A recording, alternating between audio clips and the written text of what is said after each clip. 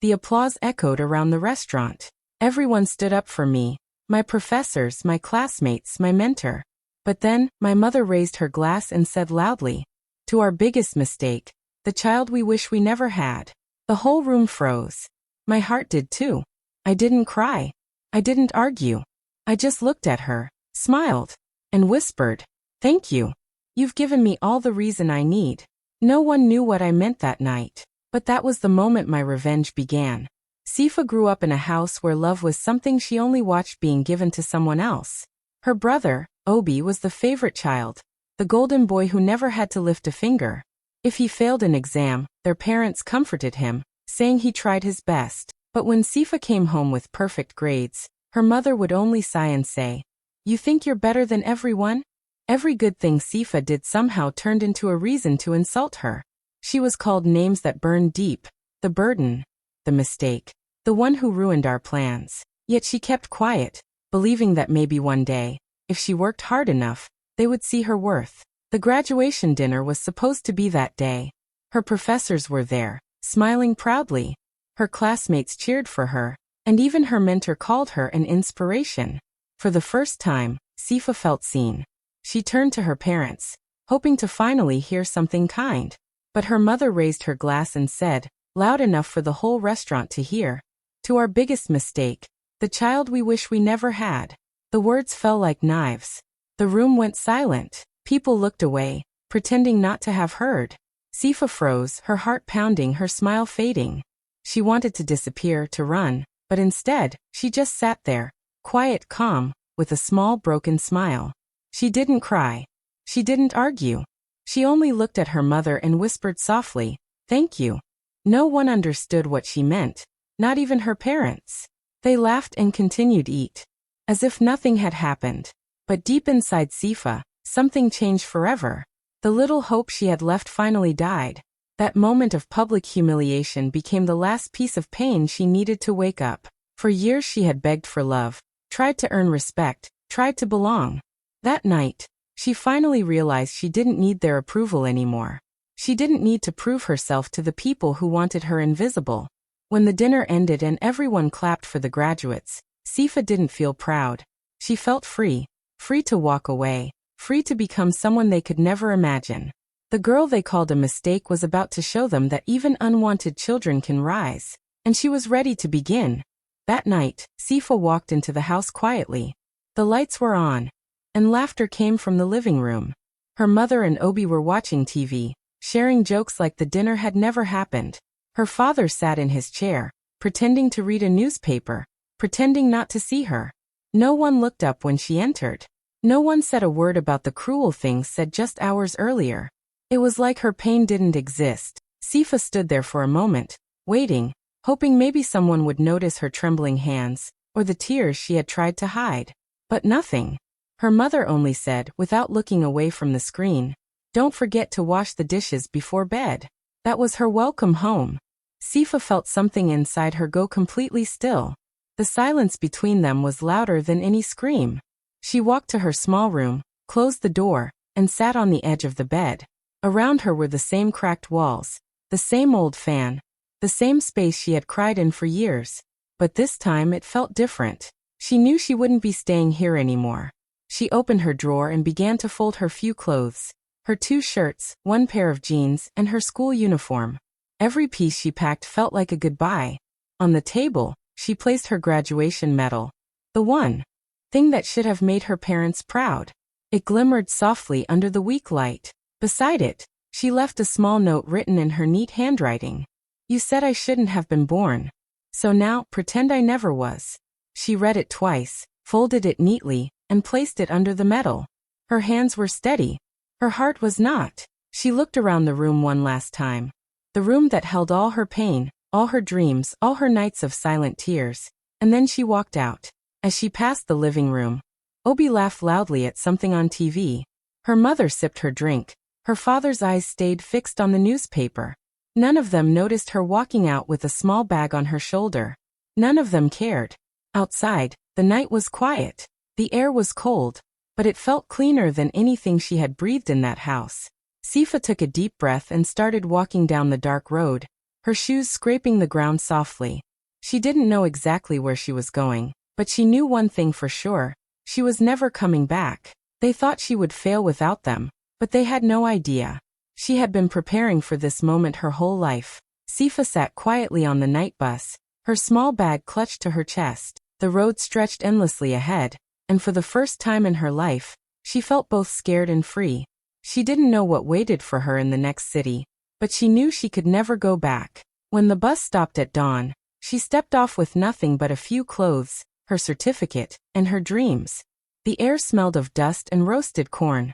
She found a small roadside restaurant and asked for a job. The owner, a kind middle-aged woman, looked at her torn shoes and tired eyes and said, "You can start by washing dishes." That's how her new life began. The work was hard. Her hands cracked from soap and water. She slept in a tiny room behind the kitchen with only a thin mat and a flickering bulb. But she didn't complain.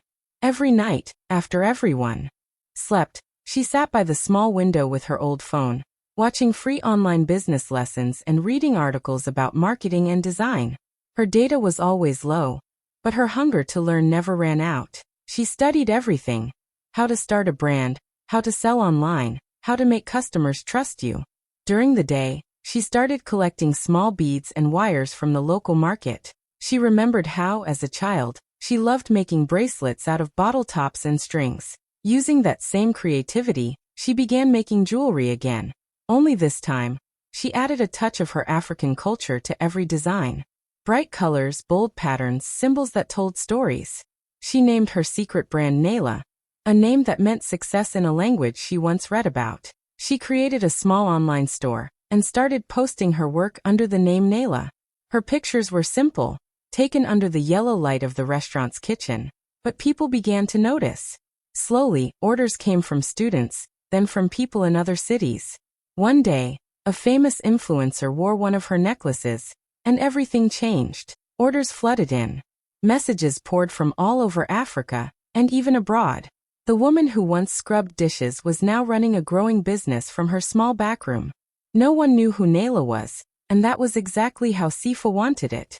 Behind the name was a girl her own family had erased, the girl they called a mistake. She smiled quietly each night as she packed her handmade jewelry, thinking, if they could see me now. But she didn't want them to see her yet. Not until the day her success would speak louder than their cruelty. Back home, Obi was no longer the shining star everyone once admired. The charm that used to make people love him had started to fade. After Sifa left, their parents gave him full control of the small family company, believing he would grow it into something great. But Obi was careless. He spent most of his days in bars, bragging about his connections and pretending to be rich. He took money from clients, promising them quick returns, but he used it for gambling and expensive clothes instead. When the losses began, he lied to cover them, telling his parents business was slow because of the market.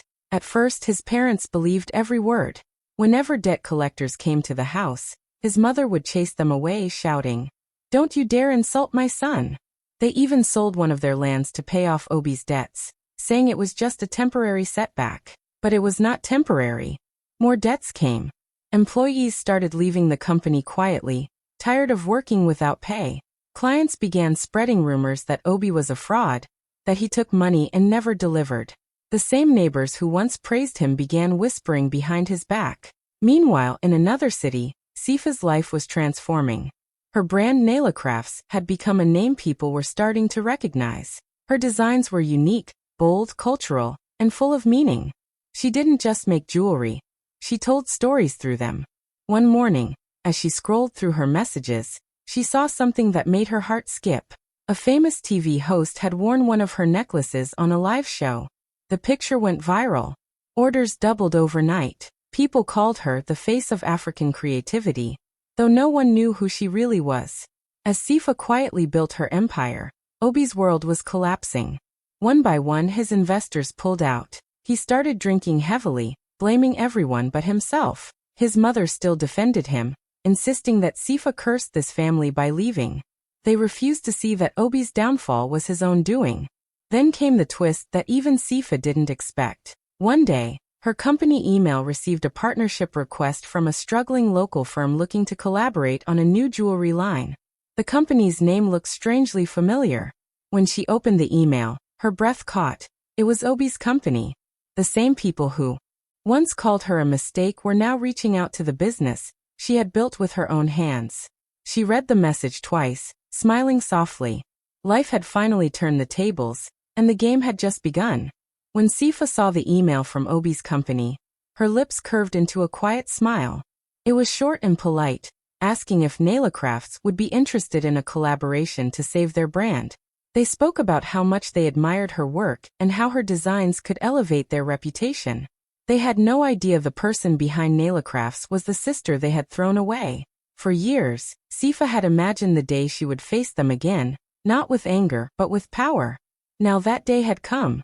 She replied calmly, thanking them for their interest and suggesting a meeting to discuss details. Her message was professional, signed only Naila. The meeting was set for the next week at a luxury hotel in the city. Sifa prepared carefully. She wore a black wig, glasses, and a simple but elegant suit. Her voice was softer, her accent slightly different. When she looked in the mirror, she saw no trace of the girl her family had rejected. She had become someone new, composed, confident, untouchable. At the hotel, Obi arrived with 2 assistants. He looked tired but still carried the same fake confidence. He shook her hand with pride and started talking nonstop about his successful family business. He bragged about his connections, his father's reputation, and even mentioned that his sister had run away after disappointing everyone. Every word stung, but Sifa didn't react. She kept her smile small and polite, letting him keep digging his own hole. As they talked about the proposed partnership, Sifa slowly led the conversation toward a deal structure that sounded fair, but was cleverly designed. Hidden in the agreement were clauses that gave her silent control over their company's key assets, their trademarks, product rights, and main suppliers. She made it look like a simple business protection plan. Obi, desperate and careless, didn't read the fine print. He just wanted the deal done, hoping her company's name would save his sinking one. Before they signed, Obi leaned back and laughed. "You remind me of my sister," he said mockingly. She tried to act smart too, but she failed. "Some people are just born useless." Sifa looked straight at him and said calmly, "Sometimes the ones you call failures are just waiting to teach you a lesson." Obi laughed again, not knowing how true those words were. They signed the contract that day. To Obi it was a new beginning. To Sifa it was the perfect trap. As she walked out of the hotel, her heart was steady. She didn't need revenge through shouting or pain. She had chosen something far greater. She had built a weapon made of intelligence, and her family had just handed her the key to use it. It started slowly, almost quietly. A few weeks after signing the partnership deal with Naila Crafts, Obi's company began to experience small problems. A supplier canceled a delivery without warning. A client suddenly pulled out of a major order. At first, Obi brushed it off, saying it was just bad luck. But soon one problem turned into 10. Their biggest investor withdrew funding, saying they no longer trusted the company's leadership. The accounts began freezing one after another, and the company's phones wouldn't stop ringing with complaints. Employees panicked. Obi shouted at everyone, blaming his team, blaming the economy, but never himself. He didn't realize that the real storm was already inside his walls. Sifa, still known only as Naila to them, was calm as the world around them began to crumble. Through the legal rights hidden in the contract, she now had silent control over their company's key systems and financial assets. Every decision Obi made went through her approval without him even knowing it. With each passing day, she uncovered more of his dirty secrets, the fake receipts, the forged reports, and the unpaid debts. Everything he had tried to hide was now in her hands. One evening, she sat at her desk, looking at a folder full of evidence she had gathered legally through their partnership. She thought about all the times her family had called her a failure, all the nights she had cried alone, and how they had laughed while she packed her things and left. Then she pressed send. Within minutes, major business blogs and news pages began posting screenshots and reports of Obi's scams. The documents were real and undeniable. Obi had used client money for gambling, falsified company records, and stolen from his investors. By morning, it was everywhere. News anchors discussed it on live TV. Headlines read, "Respected family company exposed in massive fraud." The comments online were filled with people calling Obi a liar and a disgrace. His company's website crashed under the flood of hate messages. His parents woke up to chaos. Reporters were at their gate, neighbors whispering, friends refusing to answer calls. His mother sat on the floor, shaking, while his father yelled at Obi, demanding the truth. But Obi had no words. For the first time, the golden boy had no one left to protect him. Across town, Sifa watched the news quietly from her small apartment. She didn't smile, but her heart felt steady. The world was finally seeing the truth. Her parents' proud name was gone, replaced by shame. People said karma had come for them, but Sifa knew it wasn't karma, it was her. The daughter they wished was never born had destroyed everything they built, not with anger, but with proof. They had betrayed her love once. Now she had returned their betrayal. Only smarter, colder, and with justice on her side. The story of Nayla had taken over the country. Everyone wanted to know who the mysterious woman behind the brand was. The one who had exposed one of the biggest business scandals of the year. Journalists kept digging, fans kept guessing. And social media was filled with admiration for her courage and intelligence. People called her the voice of truth, the hidden queen. The woman who stood up against corruption. Still no one knew her real name. Sifa had remained silent, watching from a distance as the world praised a woman they thought was a stranger. Then one morning, a popular TV station reached out to her for a live interview. They wanted Nayla to share her story, how she built her empire, and how she dared to stand against powerful people. For a long time, Sifa had planned to stay hidden, but something in her heart told her this was the right moment. It was time for the truth. She agreed to the interview. On the day of the broadcast, the studio was full. Cameras, bright lights, reporters. All waiting for the woman who had shaken an entire family's reputation. When she walked in, dressed in a simple white outfit, the host greeted her warmly. At first, the questions were easy, about her business, her creativity, and her journey. Sifa answered with calm confidence, her voice steady and kind. But then the host asked, "People want to know, who is Nayla really? What is your real name?" The studio went silent. Sifa took a deep breath, slowly removed her wig and glasses, and looked straight into the main camera. Her eyes didn't shake. She said clearly, "My name is Sifa. The daughter they wished was never born." For a few seconds, no one moved. The host froze. Then the room erupted. Journalists whispering, phones ringing, social media exploding with the clip. Within minutes, the internet went wild. Millions of people were sharing her words, calling her story the most powerful revelation of the year. They called her brave for facing the world, and the family that had rejected her. Back at home, her parents were watching the same broadcast. Her mother dropped the remote and fainted. Her father sat in silence, his phone slipping from his hand. Obi stared at the screen in disbelief, realizing the sister he had mocked had brought him to ruin.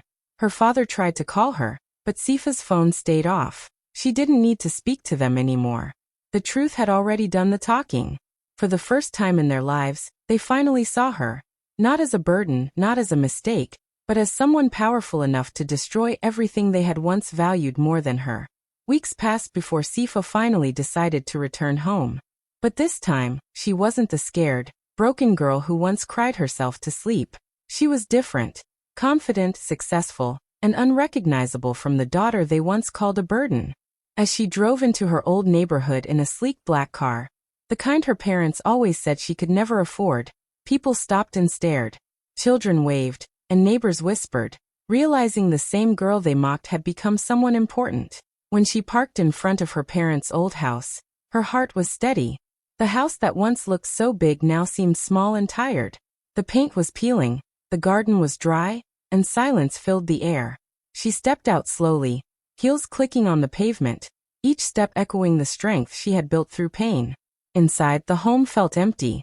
The walls that once held her tears now held only regret. Her mother sat on the worn-out couch, her eyes red and tired. Her father, who once shouted that she'd never make it, couldn't even lift his head. The business was gone, the money finished, and Obi, their golden son, had disappeared after the scandal. Her mother looked up with trembling lips and whispered, "Sifa, you've made your point. Please help us. We have nothing left." Sifa looked at her, not with hate, but with the calmness of someone who had already healed. Her voice was steady as she said, You wanted me erased from your life. I just completed your wish. Now the world knows you never had a daughter." Her mother gasped, covering her face, while her father sat frozen in silence. "Sifa, you've made your point. Please help us. We have nothing left." Sifa looked at her, not with hate, but with the calmness of someone who had already healed. Her voice was steady as she said, "You wanted me erased from your life. I just completed your wish. Now the world knows you never had a daughter." Her mother gasped, covering her face, while her father sat frozen in silence. Sifa reached into her bag and pulled out a white envelope. She placed it on the old wooden table, the same table where they once mocked her dreams. "This house," she said quietly, "was put up for auction after your debts. I bought it, under another name. You have 1 week to leave." Her mother's tears fell fast, her hands shaking as she tried to speak, but no words came out. Her father finally looked up, his eyes filled with shame, and asked, "Why, Sifa? Why would you do this to your own parents?" Sifa's eyes softened for a moment. "You taught me something," she replied gently. "Love without respect is slavery. I won't be your slave anymore." With that, she turned around and walked out of the house, leaving behind the ghosts of her past. The same road where she once walked barefoot now echoed with the sound of her confidence. As her car drove away, neighbors peered through their windows, realizing the truth. The girl they once pitied was now the woman no one could defeat. Sifa sat quietly in her car outside the old house, watching her parents pack their belongings into small, worn-out bags. The same people who once looked down on her now moved slowly, their faces pale with regret. Her mother wiped her tears again and again, while her father, who used to boast about his proud family name, couldn't look at anyone. The neighbors who had once praised them now watched from afar, whispering about how karma had finally come home. Sifa didn't smile, didn't laugh, didn't even feel joy. She only sat there, her hands resting on the steering wheel, her heart heavy with emotion she couldn't describe. As her mother stumbled while carrying a box, Sifa looked away, a single tear rolling down her cheek. "Revenge isn't sweet," she whispered softly to herself. "It's silent." She had spent years dreaming of this moment, thinking it would make her happy. But now, seeing them so broken, she realized the truth. Nothing could give her back the childhood they stole, the love they never gave. Winning didn't erase the pain, it only brought quiet peace. Days later, she received news that Obi had fled the country. No one knew where he went. Some said he was hiding after the scandal ruined his name. Others said he was working odd jobs just to survive. The once proud golden son had lost everything: money, respect, and the life he used to brag about. Sifa felt no anger, only emptiness. The boy who mocked her dreams was now running from his own mistakes. Her parents, left with nothing, moved to a small village far away. They lived in a tiny rented house where no one respected them anymore. The same people who used to call them a great family now avoided them. They could no longer hide from what they had done. Every whisper, every stare reminded them of the daughter they had thrown away, and how she had risen higher than they ever imagined. One afternoon, Sifa returned to the city and stood before the mansion that once belonged to her family. The gate was open, the garden overgrown. Memories flooded back. Nights she cried alone, mornings she left hungry, days she begged for love that never came. But instead of bitterness, she felt calm. She called her lawyer and signed the papers to donate the mansion to an orphanage. When asked why, she said quietly, "Because maybe unloved children will feel safe here." As she handed over the keys, she looked at the house one last time and whispered, "It ends here." Then she walked away, her heart lighter than it had ever been. The pain had lost its power, and that was her real victory. Months later, Sifa stood on a grand stage, lights shining bright, cameras flashing from every direction. The banner behind her read Global Women's Empowerment Summit. Her brand, Nailacrafts, had become a worldwide movement, employing hundreds of young African women, giving them chances she once wished she had. As she looked at the sea of faces before her, women, girls, journalists, and leaders, a calm warmth filled her chest. The girl who once washed dishes in the back of a roadside restaurant was now being celebrated as one of the most influential women in Africa. When the host called her name, the entire room stood to applaud. Sifa walked up slowly, her elegant gown flowing, her head held high. She took the award in her hands, a golden sculpture of a woman rising from broken chains. and smiled softly. The crowd quieted, waiting for her words. She took a deep breath and began, her voice steady but filled with emotion. "When they tell you that you shouldn't exist," she said, her eyes glistening, "prove to them that your existence is power." The hall erupted in applause. Cameras zoomed in on her face as she stood there, proud and unshaken. Somewhere deep inside, she could almost hear the echoes of her mother's cruel words that night. "We wish you were never born." But now, those words no longer hurt her. They had built her. They had turned her pain into strength, her rejection into purpose. Sifa smiled and continued, "I stand here today not because I was loved or supported, but because I refused to let hate decide my story. To every girl who feels invisible, remember, you are not a mistake. You are a masterpiece waiting to rise." The audience rose to their feet again, clapping, cheering, even crying. Sifa's words had touched their hearts. She looked straight into one of the TV cameras, her smile steady, her eyes fierce with peace. At that moment, she knew, her revenge was complete. But it was not revenge made of fire or anger. It was quiet, poetic justice. The same family who once tried to erase her now lived in silence, watching her success from the shadows. The world they built on lies had crumbled, while she had built her empire on truth. As the lights dimmed and the applause echoed through the hall, Sifa whispered to herself, "The girl they once cursed has become the storm that erased their pride." And as she walked off the stage, head held high, it was clear, she wasn't just a survivor. She was proof that sometimes, the best revenge is becoming everything they said you could never be.